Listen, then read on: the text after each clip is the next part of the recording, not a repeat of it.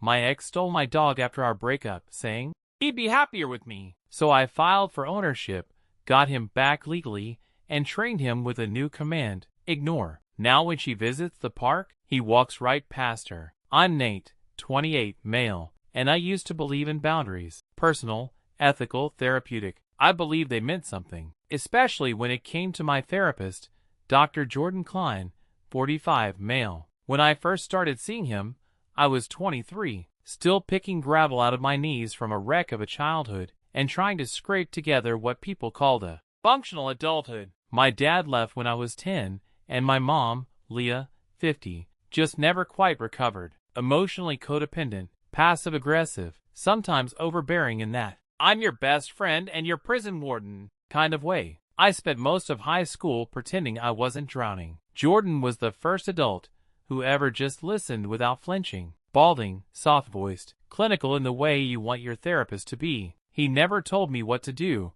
just asked questions that gutted me clean. I told him everything, stuff I hadn't said out loud before, stuff I didn't even think I could think without choking. I cried in that damn office more times than I can count. So yeah, he was important. More than a doctor. He helped me build the scaffolding of who I am now, or who I was before this happened. My mom met him exactly once. She was picking me up from an appointment when my car was in the shop, and Jordan happened to be running late, so she walked in with her usual over-friendly, fake humble charm. I remember the weird tension in the air even then, like something cracked and slipped out of alignment for a second, and nobody noticed. Jordan shook her hand. She laughed too hard at one of his jokes. It was weird, but I told myself I was imagining it. They didn't cross paths again, or so I thought. Flash forward 5 years. I had stopped therapy with Jordan after finally leveling out. Moved across town. We hadn't spoken in over a year. My relationship with my mom had stayed complicated. I kept my distance, but still visited for holidays. She'd softened a little, or maybe I'd just gotten better at ignoring the edge in her compliments. Then one random Saturday, I come over to pick up some old tax stuff from her place. I used to have a key, but she changed the locks and never told me. That should have been a clue. She said it was because of a plumbing issue, which made zero sense. I rang the doorbell. No answer. Tried calling. Nothing. But the door creaked open, unlocked. I stepped inside saying, "Mom?" out loud like an idiot. And then he walked into the living room, Dr. Jordan Klein, wearing nothing but boxers, holding a coffee mug that said, #OneStepDad, in cheap vinyl print. I stood there, frozen, like my brain short-circuited, because my therapist, the man who knew the darkest parts of me, was now sleeping with my mother. He looked just as shocked, then guilty, then tried to smile like this was okay. "Hey, Nate, this probably isn't the way you should have found out." I left, didn't say a word, didn't scream, didn't cry, just walked out. Then I ghosted both of them, cold turkey. It's been 6 months. Last week, they sent me a wedding invite. They're getting married. They begged me to come. I said yes, but only if I get to give a speech. And I'm going to. I didn't tell them why I agreed. Didn't say, "I forgive you," or even, "Congrats." Just a plain dead-eyed, "Sure, I'll be there. I want to give a speech." They were ecstatic, like genuinely thrilled. My mom texted me that night, heart emojis and all. "I knew you'd come around, Red Heart. It means the world to me." Jordan sent a separate message that read like a work email. "I appreciate you being open to healing. This is a meaningful step for all of us." I didn't respond. What I did do was pour a drink, sit down at my desk, and start writing. Not a speech. Not yet. What I wrote first was everything I wanted to say. Every buried scream I'd swallowed when I realized my own trauma had become their love story. Every shattered boundary, every ethical line he crossed, every disgusting moment that started to replay in my head with new context. Because once you see it, you can't unsee it. How long had it been going on? Did they reconnect after I left therapy? Or God, was it happening while I was still pouring my guts out to him every week? While I was crying about abandonment, about how my mom smothered me, about never feeling safe? I remember telling Jordan, in one session, that sometimes I felt like my mom flirted with people just to compete with me, that she'd latch onto my teachers, my friends' dads, any man who gave me attention. I said, "It's like she wants to be chosen instead of me." He didn't even blink. He said, That's a powerful observation. How does that affect how you form attachments? And now, he's the one marrying her. She got chosen. Again, the power dynamic is almost too poetic. The man who helped me name my trauma became a character in it, like a therapist-shaped wolf in a cardigan. That week, I started hearing from the rest of the family. My aunt called me crying, saying how proud she was that I was being the bigger person. My cousin asked if I'd be bringing a date. My mom had already told everyone I was coming, already painted this picture of a healed son ready to bless their union with a heartfelt toast. He's finally moved on, she told them. What a narrative. What a goddamn story arc. I started writing again, and this time, it was a speech, not the version they expected, not the "I'm so happy for you both" garbage. No, I wrote the kind of speech you give when you're done pretending, when you've stopped making yourself smaller to protect everyone else's comfort, when you're ready to burn the narrative to the ground. Every line, every beat, chosen to look innocent to the casual guest but hit like a freight train to the bride and groom. The stories I planned to tell? All true, but layered, with just enough venom tucked beneath the smile. I even picked out a photo of me and Jordan from our therapy days, one where I'm clearly crying, and he's holding a clipboard. I plan to frame it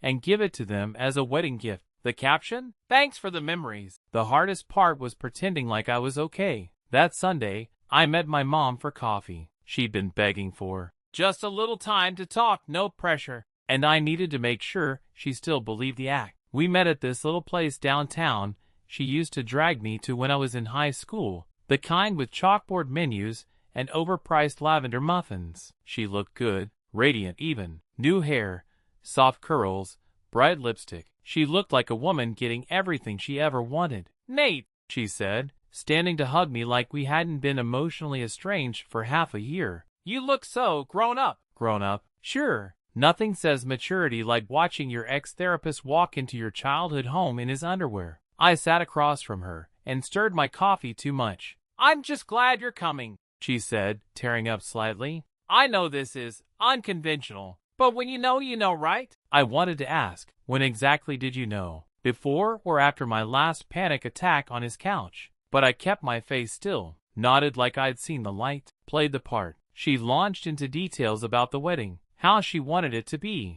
Small but meaningful. Only about 30 people. Backyard ceremony. Jordan's daughter from a previous relationship would be the flower girl. The officiant was a mutual friend from a therapy retreat, of course. "I just think this union is symbolic," she said. "It's about healing, about finding joy where there used to be pain." Symbolic. That was the word that made me want to scream. Because to her, this wasn't betrayal. It was a redemption arc. She had taken my pain, poured it into a wine glass, and toasted with it. I asked, "Did you ever think about how this would make me feel?" Her smile faltered. For a second. "I did," she said, eyes flicking to her cappuccino. "But I also thought, maybe it was meant to be. Maybe Jordan came into your life so he could eventually be part of ours. Like I was a bridge, not a person, just the unfortunate vessel that connected her to her soulmate." That night, I printed the first draft of my speech. It was sharp, brutal, honest in the kind of way that ruins weddings. But something in me pulled back, not because they didn't deserve it,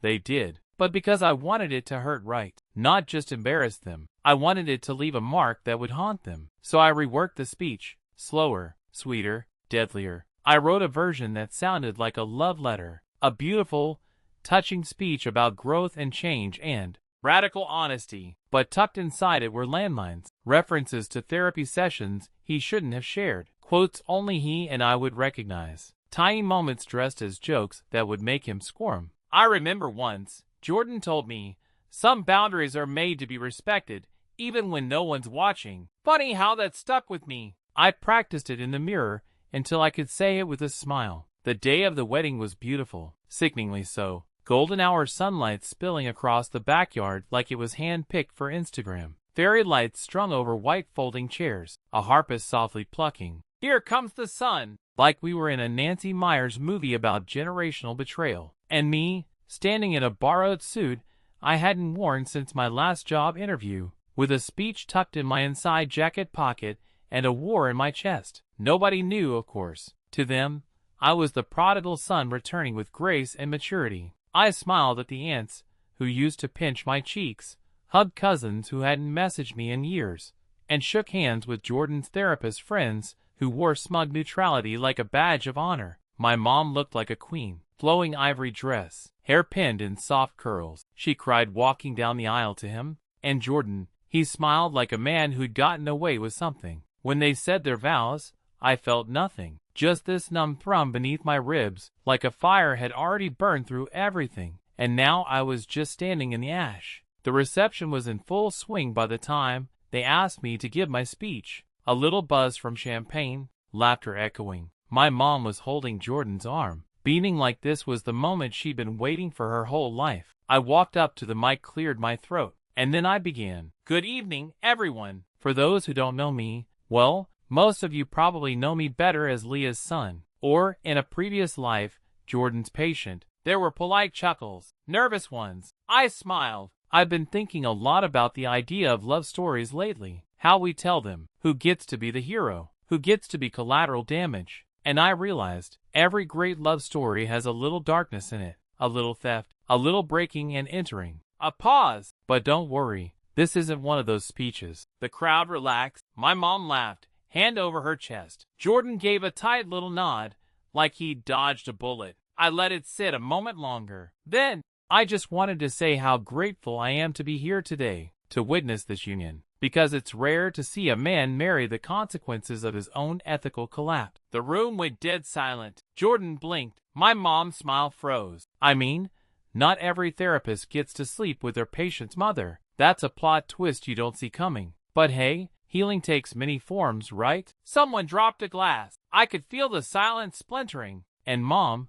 wow, you always said you'd do anything to support my emotional growth. I just didn't realize that included dating my mental health provider. I folded the paper slowly, put it back in my pocket. No hard feelings, really. I've grown a lot from this. I've learned what betrayal feels like from both sides. And I've learned that sometimes the best way to heal is to watch the people who hurt you tie their own noose with ribbon and call it a wedding vow. I raised my glass to the happy couple. May your love be as ethical as your beginnings. I left before anyone could stop me. Outside, I could hear the music stop. Then the screaming started. Update 1. First off, I did not expect that kind of reaction when I posted. I figured a few strangers might validate my petty little speech and I'd move on with my life. But the DMs, the comments, the Reddit court of public opinion going full courtroom drama? Wild. Some of y'all called me a legend. Some said I didn't go far enough. A few thought I was a psychopath with mommy issues, which, hey, fair. But the consensus? That I was justified. Here's what's happened since. The wedding did not finish. I left right after the toast. Didn't even grab a slice of cake. Just walked straight to my car like I hadn't just detonated a nuke in front of 30 guests and a child holding a basket of flower petals. I turned my phone off for 24 hours. That was smart, because when I turned it back on, I had 37 missed calls, dozens of texts, and 2 voicemails from Jordan that sounded like he was about to cry or commit a felony. My mom? Silence. For now. But here's where it gets rich. Apparently, after I left, Jordan tried to salvage things. He literally got back up in front of everyone and tried to give his own impromptu speech about love overcoming awkward beginnings. But the damage was done. Half the guests left. Some walked out during his babble. His daughter, the flower girl, cried and had to be taken home. One of his colleagues apparently asked, "Did you really date your patient's mom?" Right to his face. He got defensive, real defensive, started raising his voice. His sister told him he was embarrassing the family. Maya told me my mom locked herself in the bathroom for 45 minutes. Also, the efficient, remember, their mutual therapy retreat friend, told my cousin later that he had no idea Jordan had been my therapist. Said he never would have agreed to perform the wedding if he'd known. Said it felt predatory in hindsight. No kidding. So yeah, ceremony, nuked, reception, imploded, marriage, still technically legal, but on very, very shaky legs. Now here's the kicker. Yesterday my mom showed up at my apartment. No warning. Just knocked like we were still on normal terms. I opened the door just enough to see her standing there in sunglasses and holding a Tupperware of cookies, like she was auditioning for an apology commercial. "Nate," she said, voice trembling, "you humiliated us." I stared at her. Just stared. Then I said, "Good," and shut the door. She stood there a while. I watched her from the peephole. Then she left the cookies and walked away. I haven't touched them. I don't know what's coming next. I don't think Jordan's done. I don't think they know what to do now that I've pulled the mask off in front of their entire curated audience. But here's the truth. I didn't give that speech to ruin them. I gave it so they couldn't rewrite the story. Because for once, I get to be the one holding the pen. It started 2 days after the speech. I came home from work, late, exhausted, and found my apartment door unlocked, just slightly ajar, enough to set every instinct in my body on high alert. My stomach dropped. I stood there with my hand on the knob, listening. No sounds inside, no movement. Nothing looked out of place when I pushed it open. My laptop was still on the desk. TV, untouched. But my bookshelf? Half my therapy journals were missing. That sounds small, I know. But those notebooks were sacred. I'd filled them during my worst years. Panic attacks, breakdowns, the things I was too afraid to say out loud. Even in therapy, I never left them in plain sight. But I hadn't hidden them either. I mean, who the hell would take something like that? Unless they knew exactly what they were looking for. I didn't have to guess long. An hour later, I got an email from a burner address. No name, no subject line, just a PDF attachment titled, Reflections, PDF. I opened it. It was scanned pages of my own journal, with comments written in the margins. Jordan's handwriting, in red pen. He had annotated my trauma. Stuff like, still stuck in victim narrative, projection, pathologizing mother as a coping mechanism. Like he was grading a student. I felt nauseous, violated. I didn't even finish scrolling through it. Just slammed my laptop shut and sat on the floor, heart racing, like I'd been caught naked in public. He wasn't just retaliating. He was trying to reassert control, trying to remind me, I know you. I know what breaks you.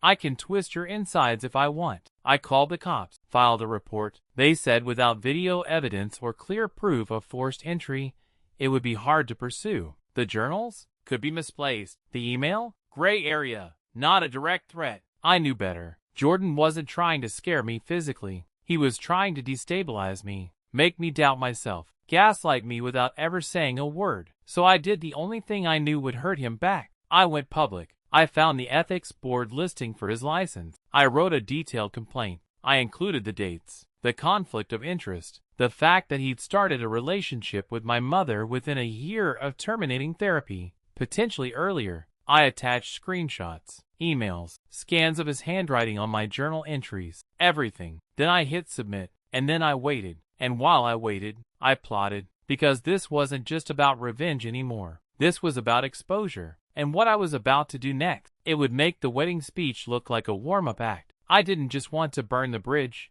I wanted to rebuild it in gasoline, and then light the match in front of him. The state licensing board was already reviewing the materials, but anyone who's ever filed one of those complaints knows it's a slow, bureaucratic grind. Months, maybe a year. And in the meantime, Jordan would still be working, still seeing clients, still weaponizing psychology like a scalpel. I needed a pressure point, so I made one. Remember how Jordan always emphasized narrative control, that therapy was about rewriting your story? Well, I took a page out of his playbook. Literally, I launched a blog, anonymous for now, just titled, Patient X, the Therapist and the Mother. It started slow, just a single post recounting what happened, changing names and locations, but not the details, the betrayal, the boundaries crossed, the fact that he started sleeping with the mother of a former patient and tried to erase the power dynamic by calling it love. But I didn't stop there. I uploaded snippets from my annotated journal, blurred my handwriting, but left his notes untouched. Let readers see the red ink, the dismissive tone, the way he turned trauma into a post-mortem exam. And it blew up. Within 48 hours, the blog had 12,000 views. Within a week, 50K, then 100K. It got picked up on Twitter. Therapists started commenting, unethical, predatory. This is why trust in the mental health system breaks down. I even got a message from one of his former clients. She didn't know about my story, but said Jordan made her uncomfortable, too, that he pushed boundaries. Told her once she reminded him of someone important in his life. I asked who. She said, his fiancé's son. He was already talking about me while dating my mom. That's when I knew He'd been planning this long before I ever walked in on him in boxers. Maybe even before I ended therapy. He didn't just break boundaries. He studied them, slowly nudged them outward like a magician, until nobody noticed how far they'd moved. And I was done letting him be subtle. So I posted another entry, this one titled, #OneStepdad, a cautionary tale. And in it, I dropped his full name. I knew what I was doing. I knew the legal risk. I didn't care, because this wasn't about revenge anymore. This was defense. Of others. Of me. And it worked. 3 days later, the blog inbox exploded. Journalists, activists, therapists. But the real gem? An email from his former employer. Apparently Jordan had applied for a new position at a private clinic in another state. A cushy 6-figure job. They had found the blog. They rescinded the offer. I didn't have to scream. I just told the story and watched as his own tools, his words, his red ink, his narrative control became the rope that hung him. Update 2. And yeah, this one hits different because it turns out when you pull the right thread, the whole damn costume unravels. So, remember how my mom basically vanished after the speech? A few awkward attempts at reaching out, cookies on the porch, some vague text about healing the family. Well, she wasn't done. Not even close. A week after the blog went viral, I got a call from an unknown number. I never picked those up, but this time I did. Her voice was shaking. "Nate," she said, "what did you do?" I didn't answer. I just waited. She went on, panicked, furious, crying but not really crying, more like performing crying. Said Jordan lost his job. Said they couldn't go on their honeymoon because people were harassing them online. Said they were getting threats, which I 100% don't condone, by the way. But then she dropped the real reason she was calling. "You need to take it down," she said, voice low and tight. "The blog, the posts, all of it. You're ruining our lives." I actually laughed. Laughed so hard I almost dropped the phone. "Our lives?" I said. "Mom, you chose this." Her response? I swear to God, she said this like it made everything better. "I didn't think it would matter. You weren't even his patient anymore. Like that erases 5 years of emotional intimacy, power imbalance, trauma excavation. Like the second he handed me a termination letter, he was free to climb into my family like it was a goddamn Airbnb. I told her it wasn't coming down. I told her I hoped she realized that by choosing Jordan, she didn't just choose love. She chose to become the villain in her own son's story. She hung up on me. But here's the kicker. 2 days later, I got a DM from someone I didn't recognize. It was Jordan's ex-wife. Yeah, that's right. Turns out, this wasn't the first time he crossed the line. Not by a long shot. She told me he had a history of inappropriate relationships, that he got too close to patients' families, especially when the patient was male, that there were whispers back when he worked in New York. Nothing stuck, but enough for her to leave. And now she's talking to the ethics board too. That might have been the first moment in this whole saga where I felt real closure. Not because he's finally facing consequences, but because it wasn't just me. I wasn't the crazy, overreacting son. I was the pattern finally speaking up. As for my mom, she and Jordan are still technically married. But last I heard from my cousin, who saw her at the grocery store, she was alone. No ring, no smile. Just a woman staring at a bruised banana display like her whole life had gone soggy. I haven't spoken to her since the call. I don't know if I ever will. But here's what I do know. I was born into a story where I didn't get to hold the pen. Now, I'm the author. So here we are. 7 months after the speech. 5 since the blog. 3 since the ethics board opened their formal investigation. And today, I got the email. Jordan Klein, former therapist, stepfather for hire, red ink-loving narcissist, is officially under suspension pending full review. Not a revocation yet, but his license is inactive. Clients notified. Practice shut down. His name? On blast. His reputation? Ashes. And here's what makes it sickly perfect. The ethics board cited multiple breaches of professional conduct, including inappropriate post-therapeutic relationships and failure to maintain clear boundaries with a patient's immediate family. Post-therapeutic, because that 1-year gap he tried to hide behind? Turns out the board doesn't give a damn about technicalities when the whole thing stinks of manipulation. They saw right through it. You know who else did? A woman named Angela. She's 24. lives 3 states over. She messaged me last week after finding the blog, said she was 19 when she saw Jordan, that he made her feel seen, that she felt like she could tell him anything, said she ended therapy because he started texting her after hours. At first, it was support, then it was checking in, then it turned flirty. She blocked him, didn't tell anyone, until now. She sent a signed affidavit to the board. Jordan is no longer just the guy who married his patient's mom. He's a pattern, and it's catching up to him. As for my mom, she tried to spin it. Of course she did. I heard through my aunt that she's telling people Jordan manipulated her too, that she didn't know it was unethical, and thought they had something special. She's not entirely wrong. He did manipulate her, but she also had a choice. And when I needed a mom, she chose him. And here's the final twist, the part that makes people blink and say, "Wait, what?" Last week, I gave another speech, not at a wedding this time, at a local mental health conference, titled, "When Boundaries Break, A Survivor's Perspective on Therapist Misconduct." They invited me after the blog gained traction. Small panel, maybe 80 people, therapists, students, a few survivors. I stood there with my notes, same jacket, same calm voice, but this time, I didn't speak in code. I told the truth, all of it. The room went still when I described the living room moment. Laughter when I talked about the #OneStepdad mug. Gasps when I read Jordan's red ink notes aloud.